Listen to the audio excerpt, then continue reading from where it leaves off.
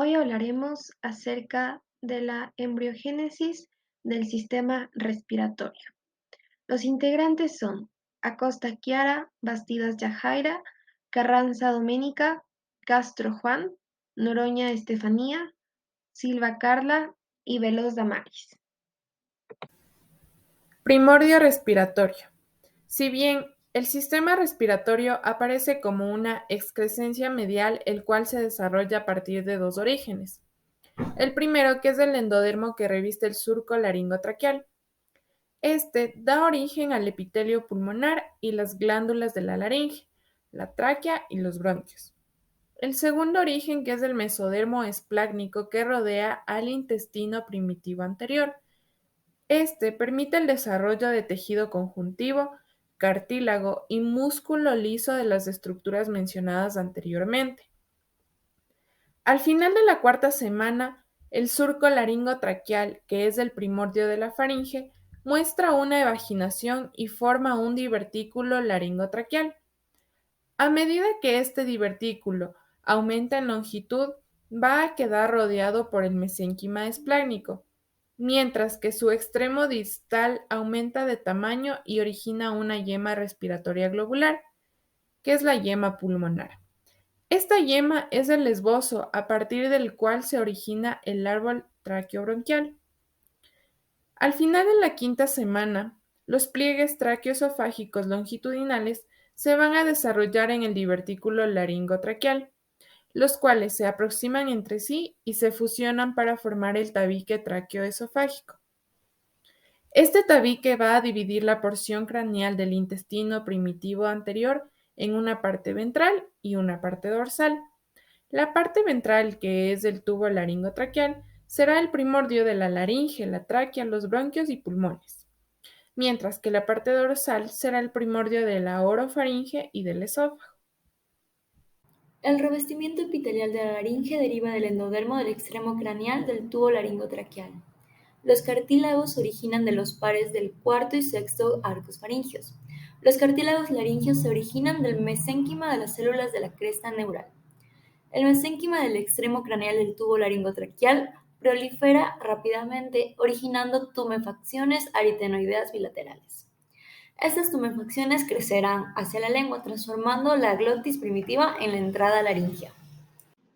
Desarrollo de la tráquea. La tráquea se va a originar a partir de una estructura llamada divertículo laringotraqueal, la cual surge a la cuarta semana del desarrollo embrionario.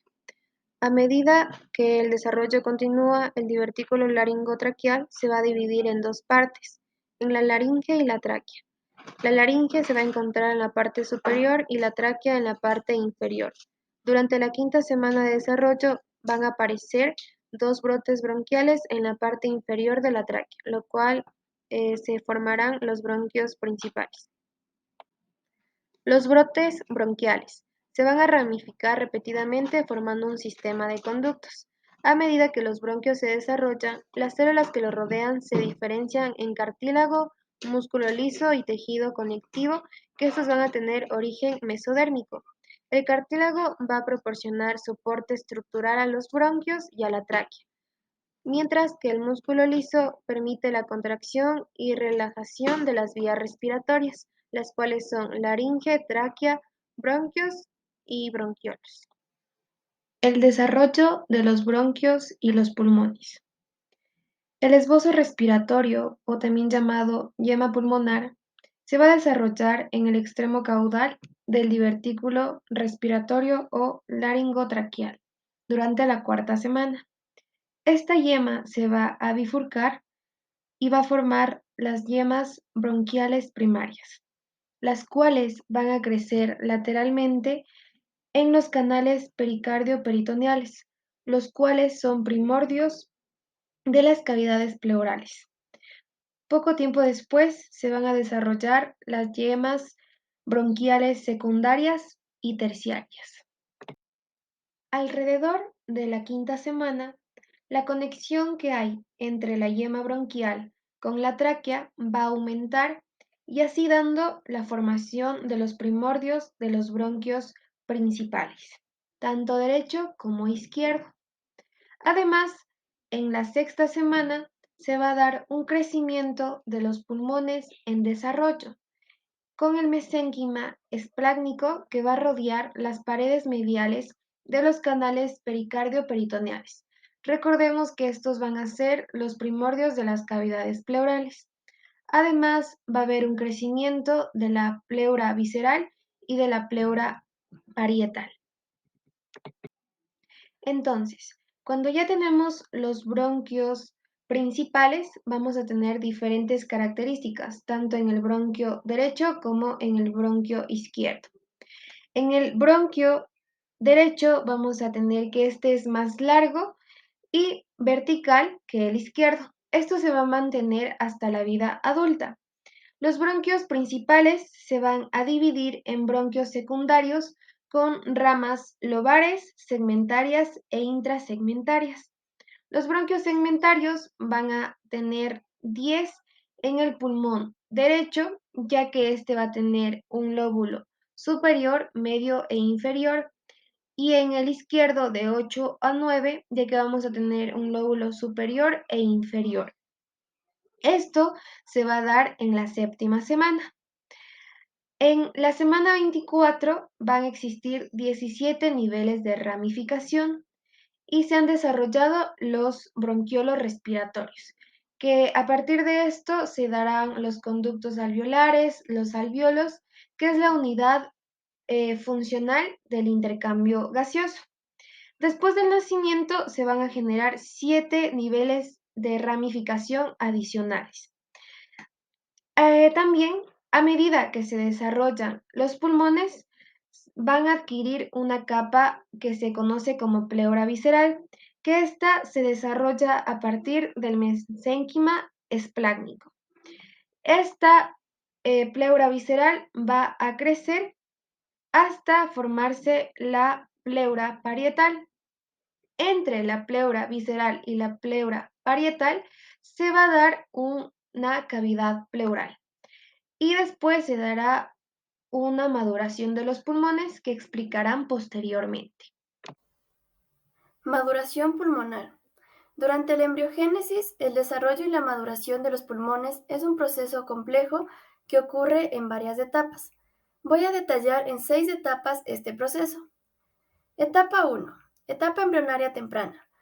Durante las primeras semanas del desarrollo embrionario, se forma el divertículo respiratorio, el cual es una estructura en forma de brote que emerge del intestino anterior a medida que el embrión se desarrolla. El divertículo respiratorio se divide en 2 brotes principales llamados yemas pulmonares. Etapa 2. Etapa de la yema pulmonar. Las yemas pulmonares se continúan creciendo y se ramifican formando así estructuras llamadas bronquios principales. Etapa 3. Etapa del saco terminal. Aquí los bronquiolos terminales se agrandan y forman estructuras llamadas sacos terminales. Etapa 4. La etapa del conducto alveolar. En esta etapa, los sacos terminales se dividen aún más en conductos alveolares, los cuales son estructuras más pequeñas y delgadas. Etapa 5 es la etapa del saco alveolar. En esta etapa, pues los conductos alveolares se agrandan y se transforman en sacos alveolares maduros. Estos sacos alveolares están revestidos por células epiteliales especializadas llamadas células epiteliales alveolares de tipo 1 y de tipo 2. Finalmente tenemos la etapa 6, que es la etapa de maduración de las células epiteliales alveolares. Durante esta etapa final de la embriogénesis pulmonar, las células epiteliales alveolares de tipo 2 secretan una sustancia llamada surfactante pulmonar.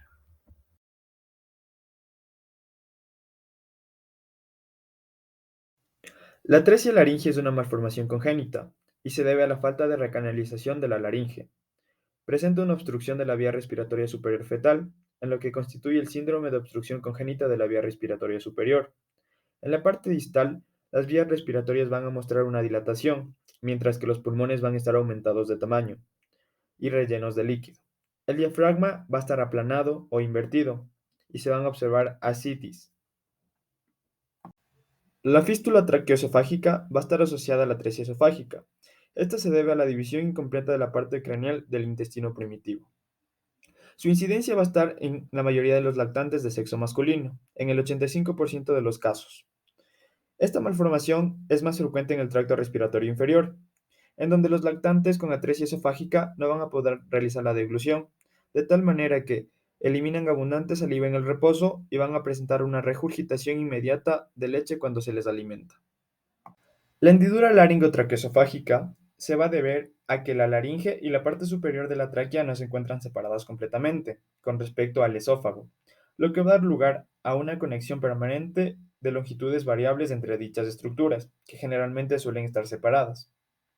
Los síntomas de esta malformación congénita van a ser similares a los de la fístula traqueoesofágica y se deben a una aspiración pulmonar. No obstante, la afonía, que va a ser la ausencia de voz, va a ser una característica distintiva.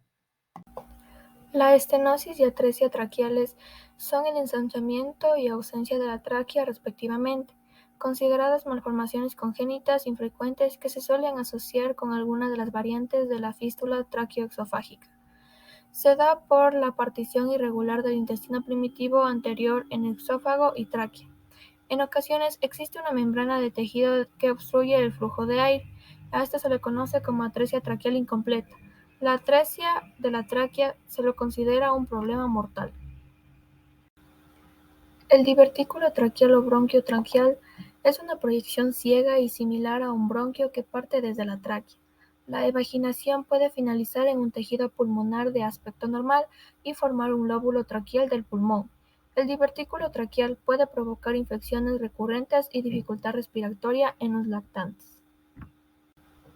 El oligohidramnios y desarrollo pulmonar.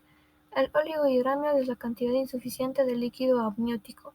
Cuando este es intenso y crónico, debido a la pérdida o la disminución de producción de líquido amniótico, el desarrollo pulmonar se retrasa y se produce una hipoplasia pulmonar. Los quistes pulmonares congénitos se forman a partir de la dilatación de los bronquios terminales.